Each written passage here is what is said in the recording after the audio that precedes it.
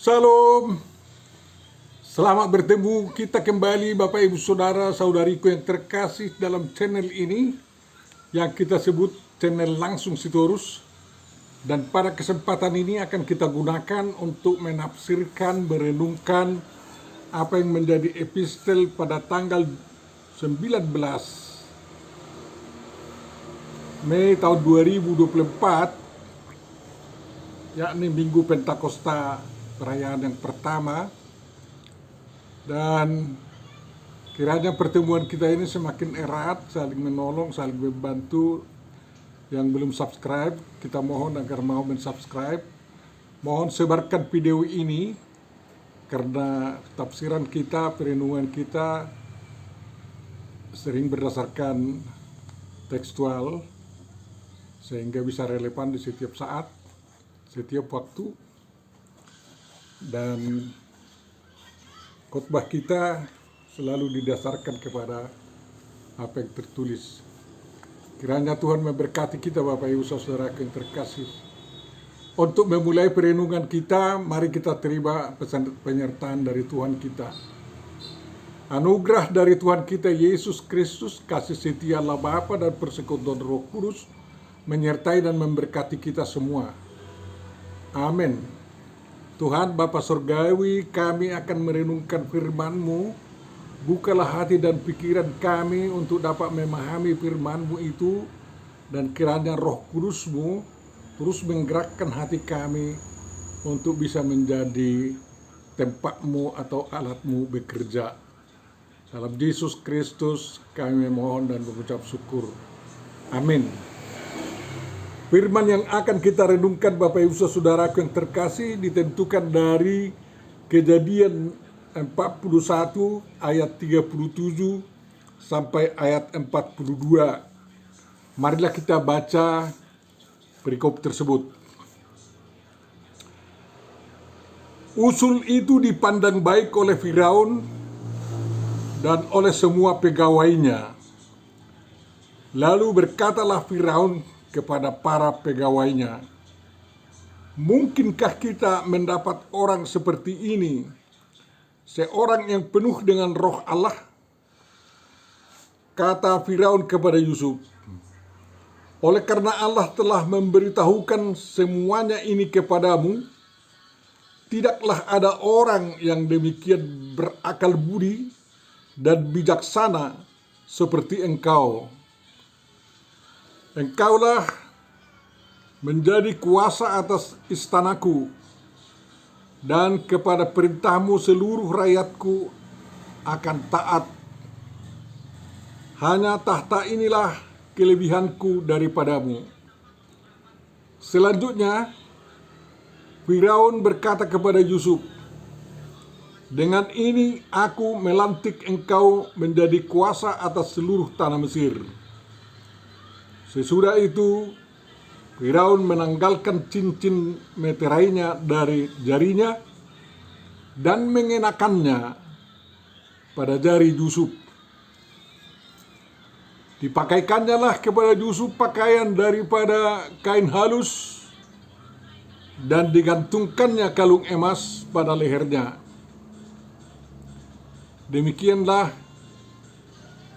Bapak Ibu Saudaraku yang terkasih, firman yang akan kita renungkan. Yang berbahagia adalah orang yang mendengarkan dan memelihara firman Tuhan, memahaminya, menghayatinya, dan melakukannya. Amin. Dalam almanak kita diusulkan juga yang menjadi topik atau tema perenungan kita, mengatakan kuasa Roh Kudus yang mempersekutukan. Bapak Ibu Saudaraku yang terkasih, dari sejak penciptaan memang Tuhan kita yang Maha Esa itu sudah ditunjukkan dapat menyatakan diri dalam 3 cara, yakni sebagai Bapa pencipta, Jehovah Elohim. Jehovah artinya dia ada, dan dia membuat ada. Elohim yang maha kuasa, paling berkuasa dari segala Elohim dikatakan oleh manusia. Lalu ada firman, dan firman itulah yang bekerja untuk menciptakan apa yang diperintahkan oleh Tuhan. Pertama, jadilah terang, maka terang pun jadilah, katanya. Lalu yang ketiga adalah bahwa roh Tuhan melayang-layang di atas air atau mengerami samudra itu, sehingga di samudra itu dimungkinkan ada faktor yang membuat kehidupan, sehingga Tuhan menciptakan segala binatang yang berjenis ikan dan yang berkeriapan di dalam air. Jadi bukan sekedar ruah atau roh atau angin. Kita tunjukkan di situ, kita tahu bahwa Allah Bapa bekerja dengan firman-Nya dan menguasai dunia dengan roh-Nya yang seperti angin bisa berada di mana-mana tanpa kelihatan, namun sangat berdampak dan berpengaruh kepada orang yang dikuasainya. Bapak Ibu saudaraku yang terkasih, kemudian dalam cerita tentang Yusuf bin Yakub diberitahu bahwa Yusuf itu diakui oleh Firaun sebagai orang yang penuh dengan roh Allah, yang ditandai dengan kemampuannya mengartikan mimpi Firaun, 7 lembu gemuk dan juga 7 lembu kurus. Dimakan lembu kurus, lembu gemuk, toh juga kurus, dan 7 bulir padi yang gemuk bernas, dan juga 7 bulir padi yang lapung. Dan bulir padi yang lapung itu menelan bulir padi yang bernas, tapi toh juga lapung, kosong. Dan mimpi itu diberi arti bahwa 7 tahun masa panen raya yang melimpah dalam segala hal, dan 7 tahun masa tidak ada hasil dari pertanian. Dan Yusuf mengusulkan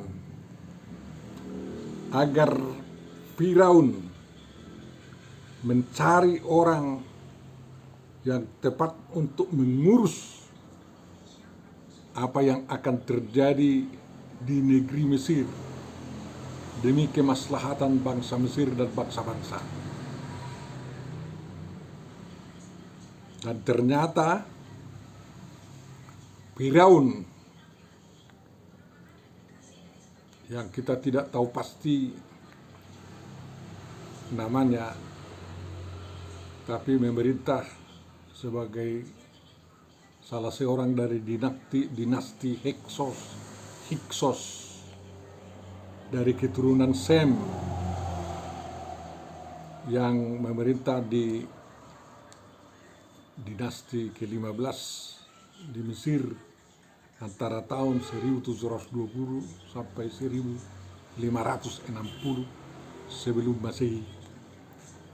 Sehingga cerita tentang Yusuf ini bukan suatu cerita khayalan, tetapi cerita yang faktis, yang benar-benar dari peristiwa nyata disarikan dan diberikan kepada kita. melihat benarnya apa yang dikatakan oleh Yusuf, Raja Firaun itu, atau Firaun itu mengaguminya, dan kata-kata Yusuf memperkenalkan kepada Firaun itu adanya Allah yang memberikan hikmat dan kebijaksanaan kepada Yusuf sehingga dapat memberikan arti mimpi itu untuk memperingatkan Firaun bersiap-siap, karena dengan 2 kali bermimpi itu berarti masa panen besar akan terjadi segera dan harus itu dikelola untuk menjadi berkat bagi seluruh bangsa Mesir dan bangsa-bangsa untuk 7 tahun masa paceklik setelah habis masa panen besar itu. Yusuf dikuasai, dipenuhi oleh roh Allah, Roh Kudus. Dampaknya yang dilihat oleh manusia. Dan bukan hanya Firaun yang mengakui Yusuf itu menjadi orang yang tepat karena dipenuhi Roh Kudus mengelola pekerjaan itu, melainkan semua pegawai-pegawainya. Semua pegawainya. Dan Yusuf dilantik menjadi orang nomor 2 di Mesir setelah Firaun itu. Jadi kalau sekarang ya Perdana Menteri lah itu ya, kansler. Bukan hanya sekedar mangku bumi. Karena apa? Yang mengatur pemerintahan menjadi Yusuf. Dan Firaun memerintahkan kepada seluruh rakyatnya agar mendengar Yusuf. Yusuf itu adalah cicit daripada Abraham yang diberkati oleh Tuhan dengan mengatakan, keturunanmu akan menjadi berkat bagi bangsa-bangsa. Dan yang memberkati keturunan Abraham itu akan diberkati Tuhan juga. Inilah bukti pertama bagi keturunan Abraham, seorang yang menjadi pembesar tertinggi di dunia waktu itu dan diembani tugas yang paling berat dan berhasil melaksanakannya, sehingga keturunan Yakub, para cucu Abraham itu diberkati di Mesir, diberi tanah yang cocok untuk kehidupan peternakan mereka di Gosen, dan mereka lolos pada masa musim kelaparan. Dan semua bangsa Mesir memberkati keturunan Yusuf, keturunan Yakub. Itu terbukti sewaktu Yakub meninggal, Raja Firaun mengizinkan agar Yakub dikebumikan di Gua Makpela dan diantar dari Mesir ke tanah Kanaan dengan iring-iringan kebesaran yang luar biasa, sampai seluruh penduduk Kanaan merasa heran dan kagum dan mengenal bagaimana orang Mesir berkabung itu. Dan memang sepeninggal Yusuf pun orang-orang Israel dicintai oleh bangsa Mesir, walaupun mereka berpantang untuk makan bersama.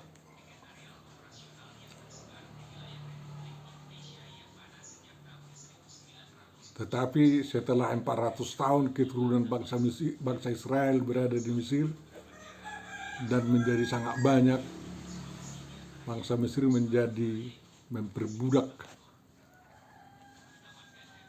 bangsa Israel itu, lalu digiring Tuhan sejarah untuk membawa bangsanya keluar dari Mesir menuju tanah perjanjian yang dijanjikan oleh Tuhan di tanah Kanaan, melanjutkan perluasan tanah yang dimiliki oleh Abraham, yakni Makpela di Berseba. Bapak Ibu saudaraku yang terkasih, dalam merayakan turunnya Roh Kudus atau dicurahkannya Roh Kudus kepada pengikut-pengikut Yesus Kristus, dengan cerita ini kita diyakinkan bahwa Tuhan berkuasa untuk menguasai kita, memberikan hikmat, kebijaksanaan kepada kita, sehingga kita menjadi orang yang paling terpenting, yang paling berguna untuk menjawab masalah-masalah yang sedang dihadapi bangsa, yang sedang dihadapi lingkungan kita, yang sedang dihadapi persoalan antar suku, antar budaya, dan lain-lain. Ya tentu saja perangai Yusuf menjadi tiruan kepada kita, keramah tamahannya dan juga kejujurannya, kesetiaannya kepada rajanya Firaun, dan juga ketulusannya mengerjakan tugasnya tanpa ada kesilapan satupun, sehingga semakin dicintai. Demikianlah para murid Tuhan Yesus yang dihinggapi oleh Roh Kudus itu, mereka itu digerakkan memberitakan Injil yang sebenarnya sangat risih bagi telinga bangsa Yahudi. Tetapi oleh karena dibawa Roh Kudus yang diberikan oleh Tuhan kepada mereka dan ketulusan hati mereka, kejujuran mereka dalam menyaksikan iman, dan pancaran kasih yang tampak dari diri setiap orang percaya itu, masyarakat umum semakin banyak mencintai mereka. Bahkan dalam satu hari ada yang mengikut Yesus sebanyak 3.000 orang. Itu dapat kita baca dalam cerita di Kisah Para Rasul tentang turunnya Roh Kudus di hari Pentakosta itu. Bapak Ibu saudara-saudaraku yang terkasih, Tuhan mempersiapkan kita menjadi jawaban terhadap masalah zaman yang sedang terjadi. Makanya setiap orang Kristen harus selalu mendekatkan dirinya kepada Tuhan, melatih dirinya semantap mungkin sebelum tiba saatnya Tuhan menggunakannya untuk menjawab masalah kemanusiaan yang dihadapi oleh dunia ini. Setiap Kristen mulai dari kecil jangan lalai mempersiapkan diri menjadi orang yang paling berguna, yang akan digunakan oleh Tuhan melalui Roh Kudus-Nya untuk menyelesaikan, menjawab masalah-masalah dunia.